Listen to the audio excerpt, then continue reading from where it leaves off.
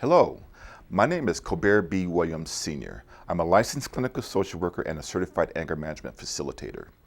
Welcome to PATHOS. In today's second episode of PATHOS, we will be talking about part 2 of secrets.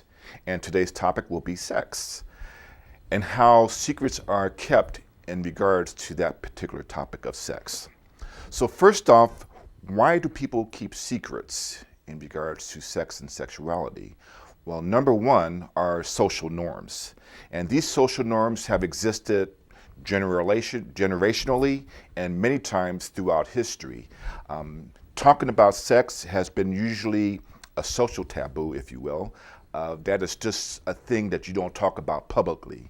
And even an interpersonal relationship is a social norm to not openly talk about secrets. And that's one of the challenges that have existed in most interpersonal relationships, the secret around sex. And another issue of why people keep secrets are values and beliefs. And these values and beliefs tie into our culture, our ethnicity, our religion, and our spirituality, or whatever spiritual orientation a person may subscribe to. And historically also, in cultures, in many different cultures, one does not talk about sex, and that is kept, especially in the religious environment, it's really kind of a thing that's really not talked about openly. And for many different reasons, and in future episodes we'll be able to get into more details about why sex is kept a secret in many of these different entities. Also, one of the things that people keep secrets about many times are in interpersonal relationships are the fear factors. And again, we talked about this in our last episode about fears and why people keep secrets when we were talking about money. But in today's sex, one of the most reasons why people keep secrets about sex is fear of acceptance and fear of rejection. Now, these two particular fears are based upon shame. And depending on one's sexuality or their sexual orientation, there's a direct correlation to shame as, to the things I mentioned before about social norms, values, cultural beliefs, etc. And that fear of acceptance and fear of rejection many times ties into the fear of the truth. Well, if I told you the truth about my sex or my sexual orientation, what would you do or say? And that fear of rejection is very pervasive, very salient, that if one was told, well, I'm bisexual, I'm heterosexual, I'm homosexual, I'm lesbian, I have a certain sexual orientation to being a transvestite or whatever it may be, would you still love me? Which is another fear of not being loved. Would you still accept me? Or again, would you reject me? So again, if I tell you the truth about sex, this has been the challenge in most interpersonal relationships, and many times this has a devastating effect. And one of the things I've talked about over the years, I have a life mantra that I subscribe to, and I use this whether I'm talking about sex, anger management, domestic violence, and that mantra is insight, awareness, and exercising appropriate judgment, meaning making appropriate choices and decisions. Now, the first part of that mantra is insight. That is a journey of introspection and self-exploration.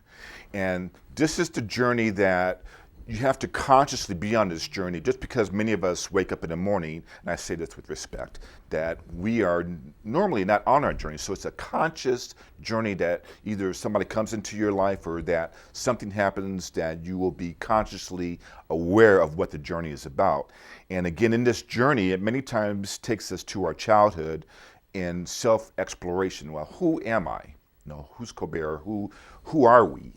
And in that journey, we discover our sexuality. Now, sometimes it's discovered early in life and sometimes later in life. Depends on our life experience, and again, depends on some of the social norms and values and beliefs that I previously talked about. But in that journey comes awareness.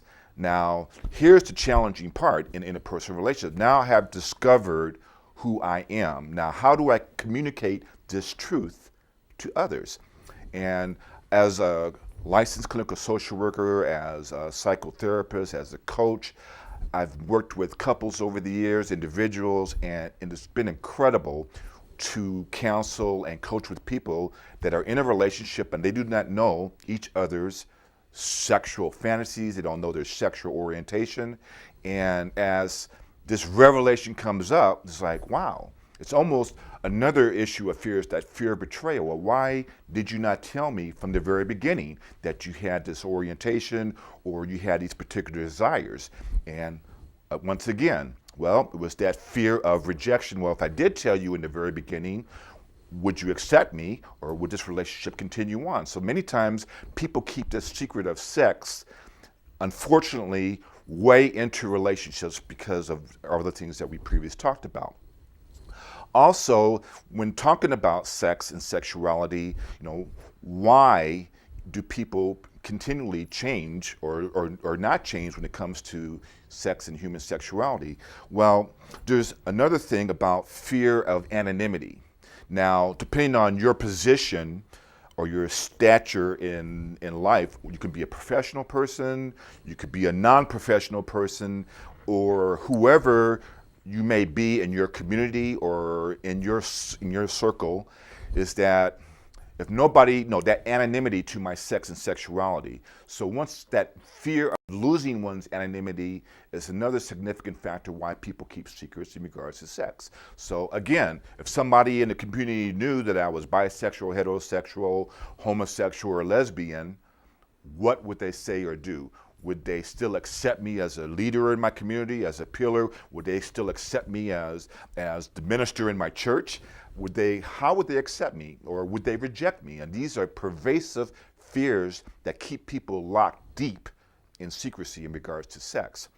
So how do we explore this? And many times when I'm doing interpersonal relationship workshops and seminars, first off, one of the comments that I'm well known about is kind of a provocative statement. I talk about dating.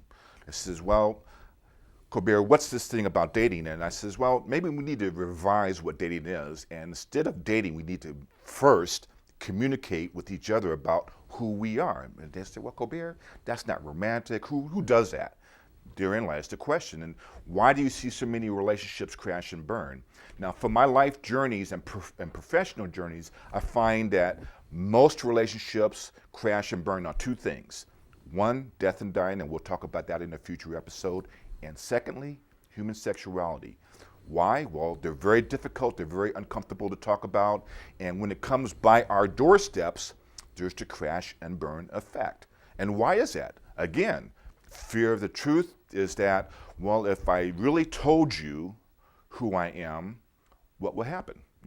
Would you still love me unconditionally? And this fear of not being loved is another fear that really keeps people locked in secrets, that, well, I didn't say anything because I didn't want to lose the love of that particular individual. And inevitably, they say secrets usually are very difficult to keep. But at some point in time, the secret becomes the truth. Now, when that secret becomes the truth, especially in regards to sex, here comes, they call what the drama in the relationship. So in our future episodes, we'll talk more in detail. If you have an interest in this, feel free to let me know, through your visits to the website, and we'll explore these topics more in depth. So as we close, I want to wish all of you peace, unconditional love, and happiness. If you are experiencing issues with today's topic and need professional guidance, contact us at 866-726-7881 or through our website, www.enlcinc.com.